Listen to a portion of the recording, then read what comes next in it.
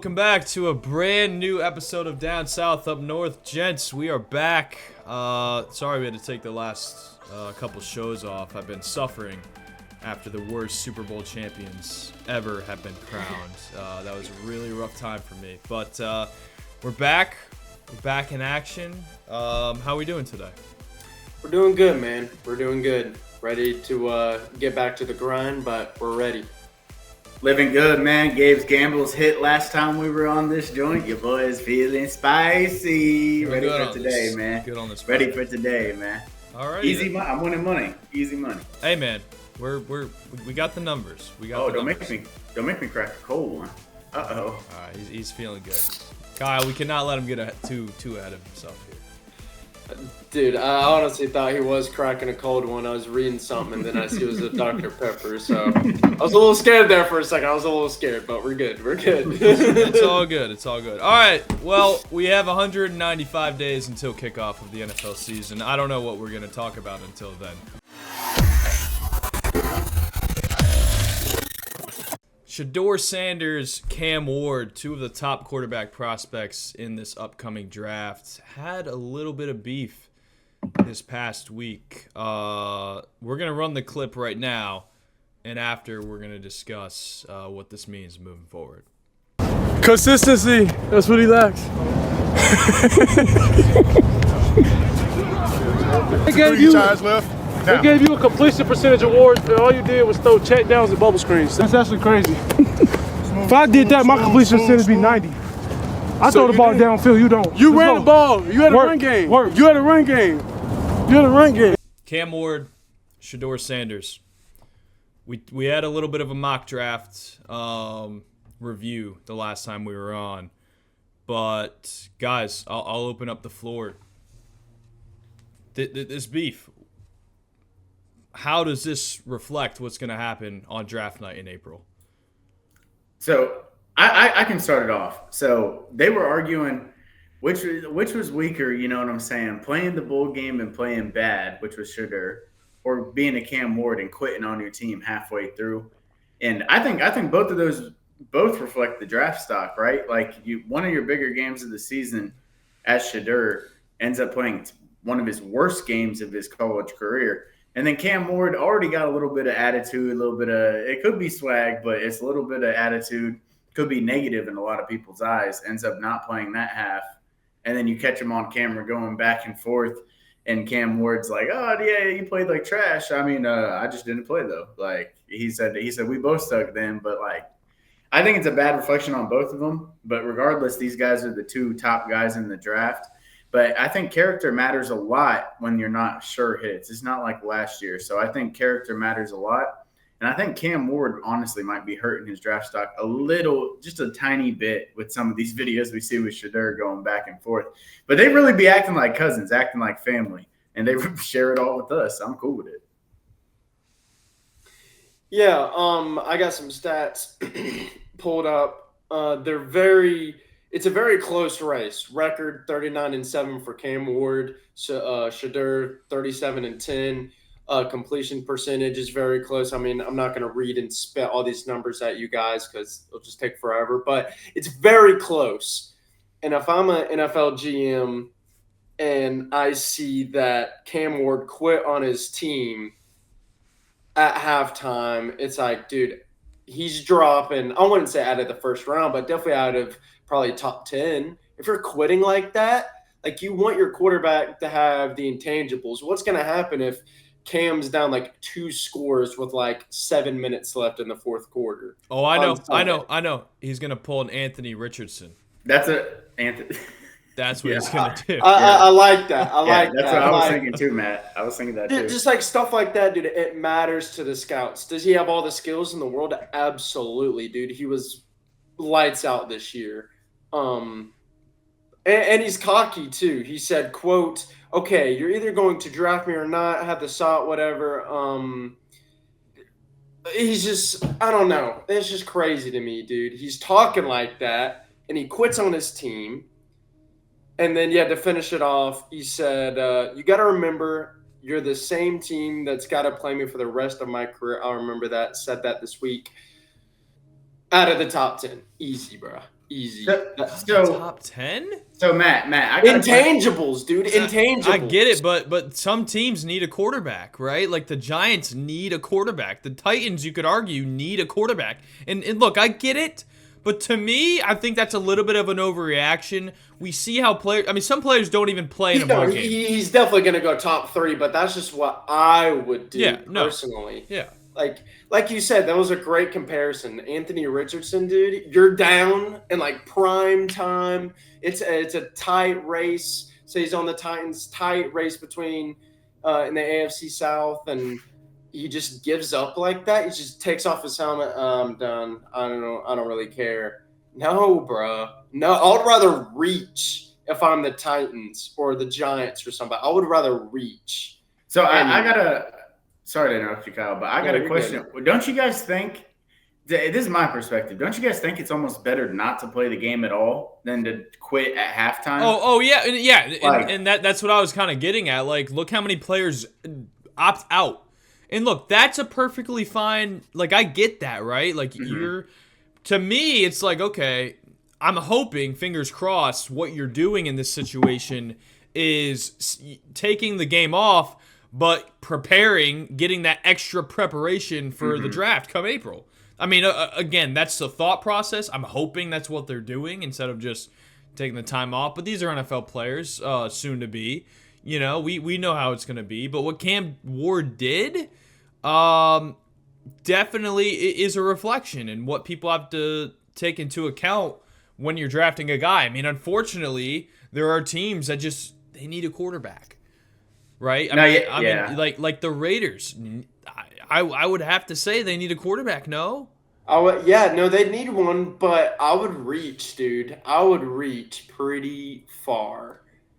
But again, like here's the thing. Outside, let's take a look at everybody else. Outside of Cam Ward and Shedeur, we have a Jackson Dart.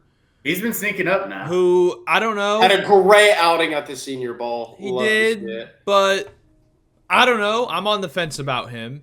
Who else is in this draft? Jalen Milroe was awful. Oh, no. Talk about draft stock dropping. Like, holy shit.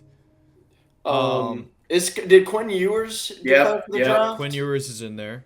Dillon Gabriel. I mean, to Matt's point, I agree, Matt. I think after these first two, there's a big drop off. There's a big drop off, and I don't know if you. There's a big skill drop off, sure, but there's also, like Kyle's saying, you have to put those intangibles into play. You look at the best quarterbacks in the NFL: Patrick Mahomes, Jalen Hurts. What do those guys have in common? They're great leaders, right? I mean, I will take a great leader over skill any day of the week.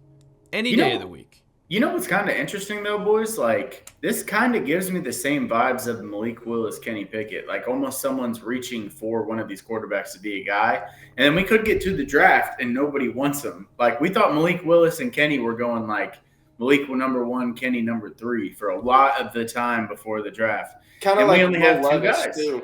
Kind of like Will Levis. Exactly, like Will Levis. See, but Will Levis got drafted where he probably should, like mid-second round. And that's where – honestly, I think these QBs' values are late first, early seconds, but you need QBs. Like, I thought Bo Nix's value, honestly, and J.J. McCarthy's value was the same, late first, early second. But if you need a QB, you just go take him. Right, and unfortunately, like you just said, your needs are always going to be higher than what's actually want there. Demand for a quarterback is high. Mm-hmm. Unfortunately, the market doesn't give us the best quarterbacks out there.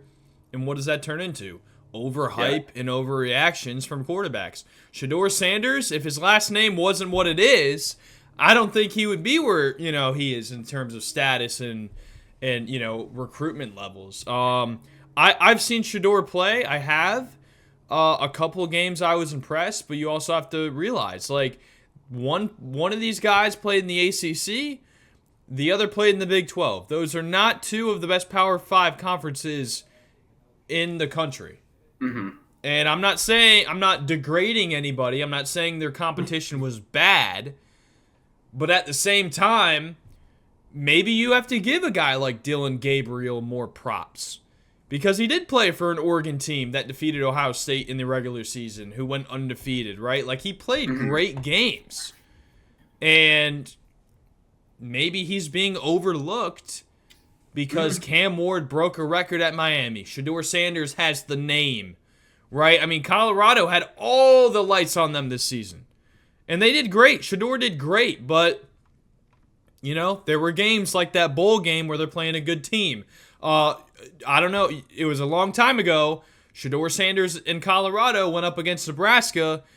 Really bad outing for Shedeur. Yeah. Really bad. And again, I know it was early in the season, but Matt Rule in Nebraska was a valid team this year, and Shedeur clearly struggled. So, I don't know. I feel like there's other quarterbacks that are not getting the same level of attention as these other guys, and they're going to be the diamond in the rough type quarterbacks that will be selected in this draft. Just my opinion. No, I agree, Matt. I think the second round could be very open to getting a lot of these quarterbacks, like second, early third. I think a lot of people are going to take shots on the guys we just mentioned. I know this wasn't a topic discussion, but since we're talking about the draft, Travis said he might be going both sides for the combine. Y'all think he's going to be the first one to ever do it? We can make it a quick discussion. I just want to know. He's going to stick with one position. For the combine? I think he has to. For the combine? I mean, he's not running 240s, but. No, it's just like when he gets to the league, he's playing one position. He's not playing both sides. I mean, yeah. Look. It's different though. It's different though. Like the combine's different. Like if they let him play both sides, you think he should go do the combine at both sides? Of the ball? Like, I mean, I don't think it can hurt. I don't think it can hurt anything. Yeah, but at the same time, I mean, all right, just off the top of my head, a guy like Trayvon Diggs for my Cowboys played wide receiver at Alabama, and then Saban saw his talent and said, "Yo, you're switching to corner." I feel like that's going to be the same thing with Travis Hunter. Like, I don't think – I mean, a guy like Deion Sanders, right, as great – I mean, he's one of the greatest players of all time, hands down. There were times that, you know, teams would put him at wide receiver, but his main position was corner. So I think Travis has to make that decision. You talk about being the first ever to play both sides at the combine. For what? Like, I mean, seriously, like, See, but what can it hurt though? Like, I see Travis being a cornerback mainly, and then maybe like if his team's trying, you know, really, it's late. Yeah, probably, or vice versa. Yeah, I see the opposite. I see him playing like, receiver. I think corner. I think corner. So like because of this, like, why not do both? Why not do both at the combine? I see him playing corner all 4 quarters. Obviously, his team's driving down the field, trying to, you know, score a game-winning touchdown. They go 5 wide. They throw Travis in there. Yeah, like and you know, Deion did the same thing. So I see Travis doing like the same thing. But Matt, if you think he's playing wide receiver, me and Kyle think he's playing corner. Why would you not just do both at the combine? Okay, well, I'm glad you asked that question. That's baller. Like. So yeah, but at the same time, that it kind of messes with a lot of these teams' thought process and what they're trying to get out of him. I mean, if my biggest need is wide receiver, and he goes out there and plays corner, like, that kind of messes up my stuff, and that means his draft stock will drop. I think what Travis Hunter needs to do is analyze, like, all right, where do I want to go in the draft? What exactly do I want to do? What do I think I am better at? And whatever that is, that's what I'm going to do at the combine, because clearly he wants to go as high as he can, right? Like, it's everybody's dream to go first overall, second overall, third, fourth, fifth, whatever the case may be. But you also need to have in the back of your mind, like, you don't want to set yourself up for failure if the team like the the Las Vegas Raiders or the New York Jets are looking for a corner. I'm going out there and I'm playing corner. However, there are other teams looking for wide receivers.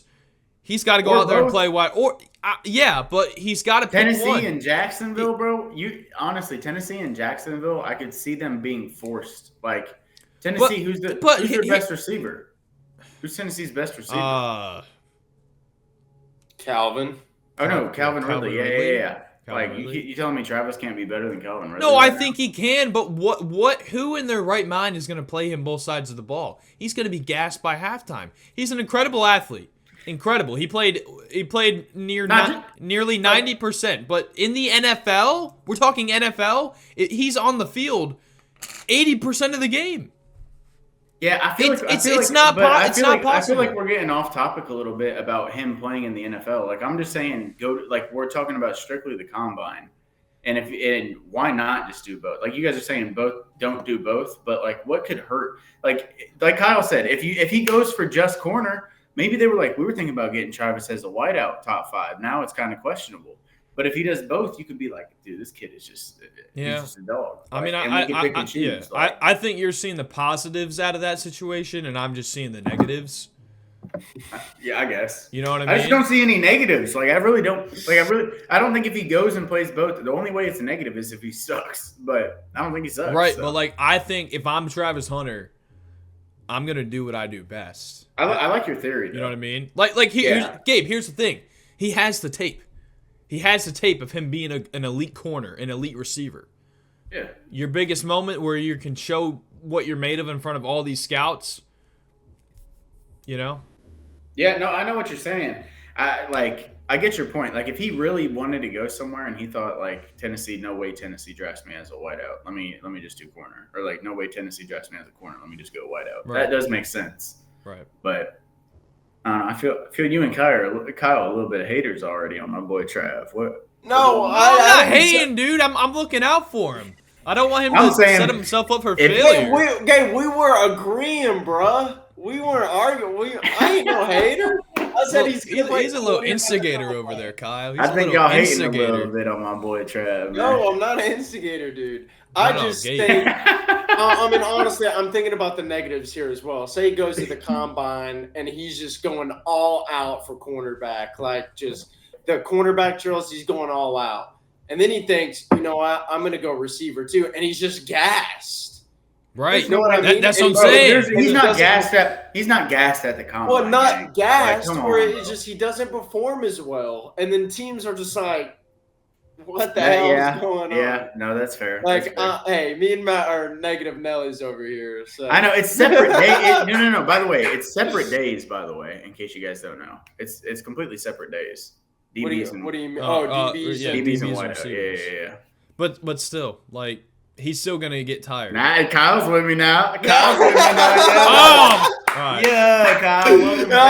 Dude, now that it's separate days, dude, he might do. He might. He acts like Gabe Matt. just switched it. Nah. No, No, it's all good. It's all good. No, he's going wide receiver and corner now. I needed a teammate. So yeah. Imagine he gets out there on the combine and just runs running back. Throws us all for a curveball. Yeah, he's like, "Fuck you guys." That's funny. I'm about to just go running back. That's crazy, dude. All right. Look, lots to look forward to the combine coming up. But very important day. Gabe, you got your list ready. Let's head into Gabe's Gamble. Look at you. Look at you. You're going all out. You think you just won the lottery working for DraftKings and BetMGM over there. They wish they had me. They do. They wish they had me. All right. Big weekend coming up. Yes, sir. Oh, do I have to address you as Mr. now? Mr. Gambles, yeah. Mr. Gambles. Or Mr. Always Wins. Kyle, I'm not calling him that, so if you want to, go ahead. Mr. Gambles yes, over here. Yes, sir. So what are your thoughts on Ilia Topuria going up to lightweight? Ooh, is that what we're starting off with, Kyle? I just got to get your opinion on it. I'll give you something better than an opinion. I'll give you a hot take. You know what? No. Ilia Topuria will, if he goes to lightweight, beats Islam, and just defends like 2 more times, he is the second best fighter on the planet, or of all time. Say, Gabe, what? Say, Gabe, what are you doing? No, he's undefeated. If he goes up to 155 and beats Islam, the pound for pound #1, after he just beat Volkanovski and Holloway, the best 2 at featherweight of all time. And I believe he's already beat No, he hasn't beat Jose Aldo, but Jose's been beaten by these other guys. So I really think Ilya is already in contention for best featherweight of all time. If he goes up there, beats Islam or knocks him out, and then gets like 2 title defenses, 3, now he's a double champ, undefeated, and has an absolute resume. And Ilya Topuria not only going up to 155 to potentially be a double champion, he's going up to 155 to potentially be the second best fighter of all time. How about that, boys? That might have been the craziest take I've ever heard. Colin, that's a lot that you just laid I the said it. blueprint for. And him. I said it with chest. Yes, they beat Islam It was and bold. then defend the title 2 more times. That's like saying That's 3 fights. That's like saying Matt could slam dunk a basketball. Okay, how about this? If he beats Islam, Okay, dude, on NBA rims. How about this, On Kyle? NBA room. If he beats Islam, he's probably the second. He's on pace or right there. He's top 5 for sure if he beats Islam. How about that? Yeah, it's still a bold take. It is a bold take, but I'm standing on it, bro. You don't beat Max Holloway. Doesn't lose, bro. He rarely loses. He's only lost to like DP, Ilya, Volk, and like Conor McGregor but that was so early in his career. Like he has losses, but like late in his career, it's only been like 3 guys, and it's been Volk like 3 of those fights.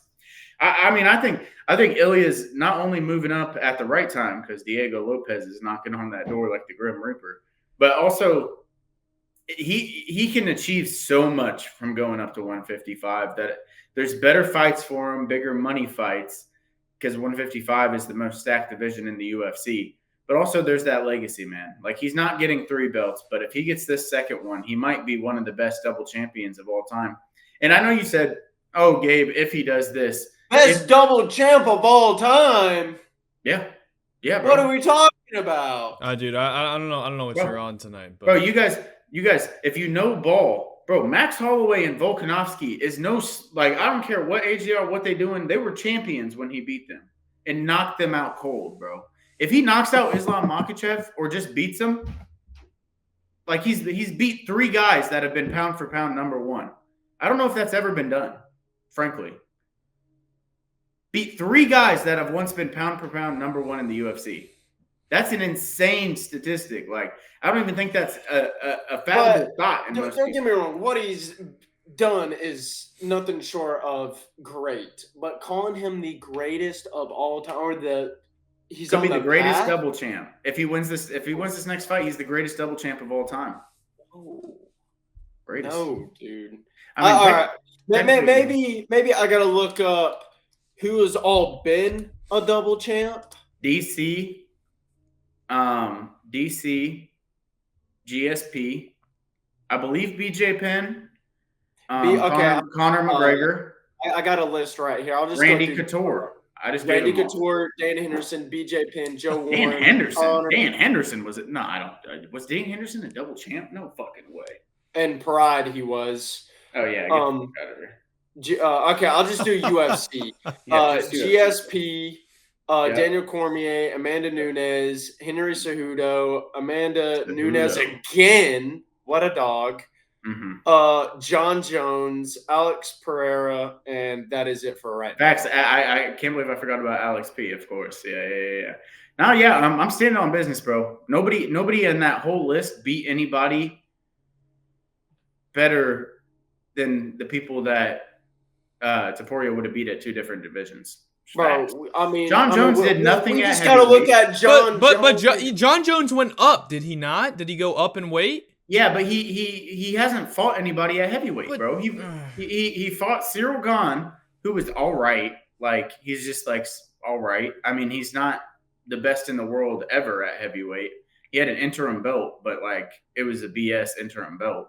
And then and then he fought Stipe, who's 45 and just got knocked out this past 2 fights. Bro, I mean, all we gotta see is championships and accomplishments for John Jones. Most successful title defenses in UFC light heavyweight division history, 11. Most consecutive title defenses in UFC lightweight division, 8. Most wins in UFC title fights. most UFC title fights, most successful title defenses in UFC history. Not Kyle. That's not my point, though. John Jones would be the greatest fighter. He is the greatest fighter of all time. I'm saying greatest double champ. Yeah, he said double champ, to be fair. Because of what Ilya would be doing in 2 weight classes. He would beat the 2 best ever at one weight class. And then he'd beat a guy who's – Islam has to be, honestly, at least top 5 lightweight all time. And lightweight's one of the best. He's dropping down. That's correct. He's dropping down to lightweight. No, up. He's going moving up. Okay. He said he couldn't make weight, so he's a big boy. Big boy. But yeah, man, that's my hot take. I mean, people aren't going to think I'm crazy, but they'll see. I mean, if he beats Islam, bro, it's different. Like, it's not just saying. It's different, man. We got to talk about this guy as an all-time great. I don't know, Fair man. enough. I mean, you lay down the whole blueprint, and it's much said easier than done. But just we'll one win, man.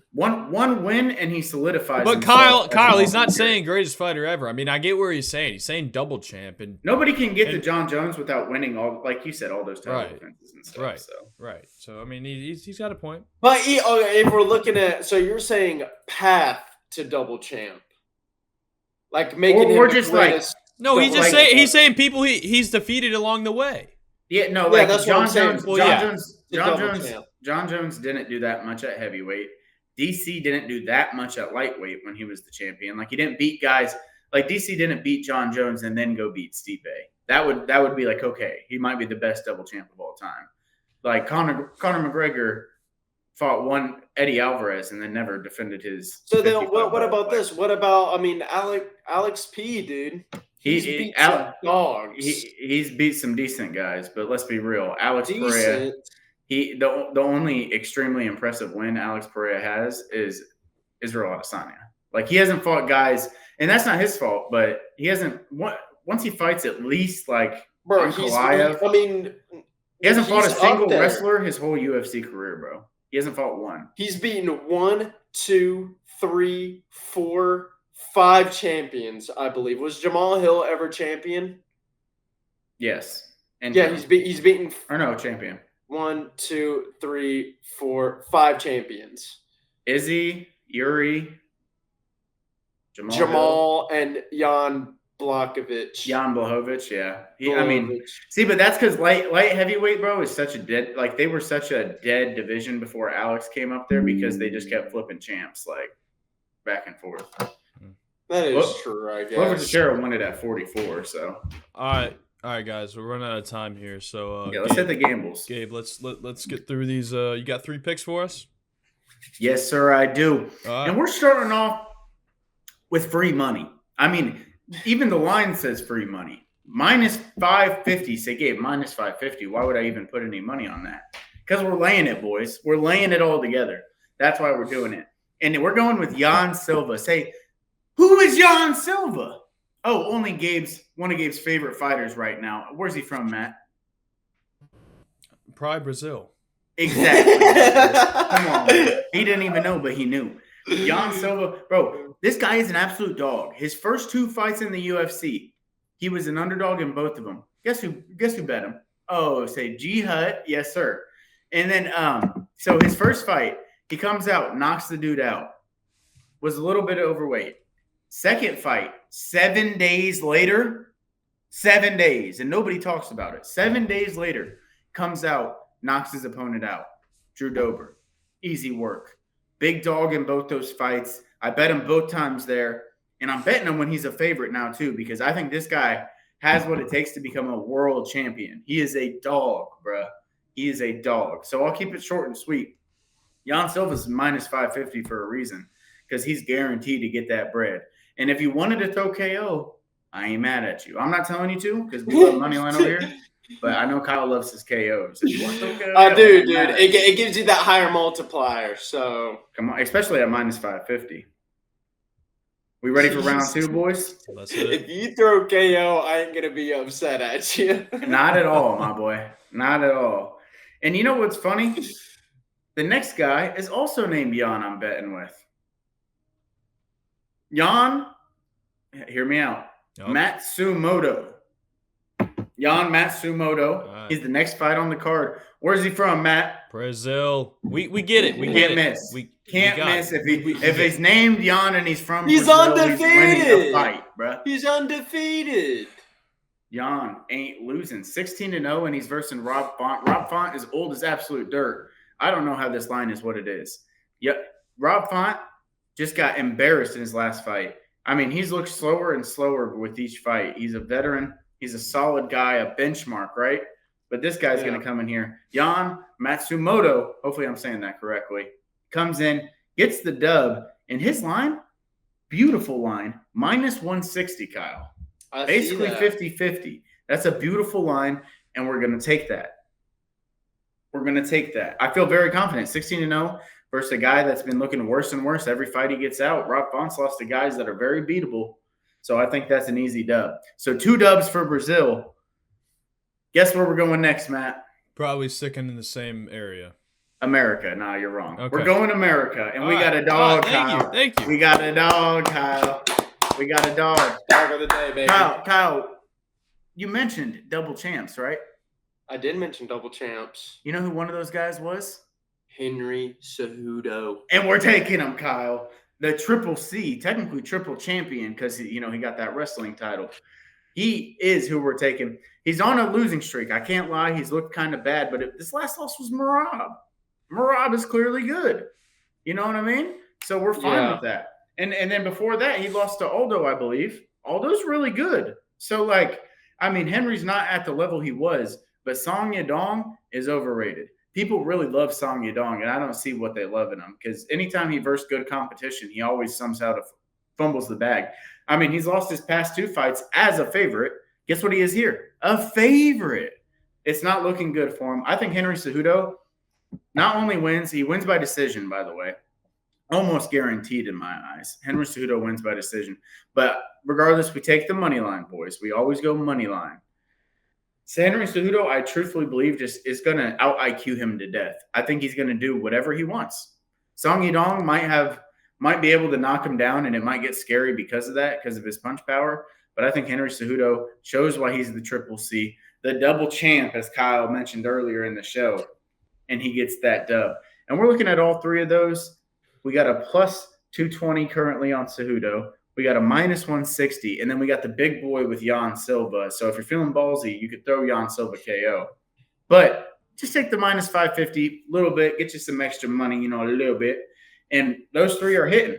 Because of the dog in that parlay, Matt, we are making good money. I believe it's tripling or quadrupling your money right here, good sir. So you put 20, you win 80 type shit. I like it. You see the suit. We mean business, Matt. I like the green. Hey, sometimes all it takes is one. We're going to continue your streak. And we'll see, man. We'll see. So we'll see how long your streak will go. But I like it. I like it. Forever and ever, we ain't losing. Hey, I might have to bet it, dude. I might have to. Last time I made those bets, technically you were right, but I was feeling a little ballsy, and I did go KO. Yeah, dude, you were on fire last time. Boys, let's keep in mind, every fighter Kyle asked me to pick won their fights, by the way. So if he took money line, this is why we take money line. If you took money line, fair. Kyle would have Underdog doesn't do money line. I know, but Kyle, I got the sources. Just call my plug. Boys, always take money line. I know some of these people are going to see this back home from Indiana. Some of these people see it in Florida. You could take money line. Take your money lines in UFC because you never know what can happen. Genuinely never know. So take your money lines.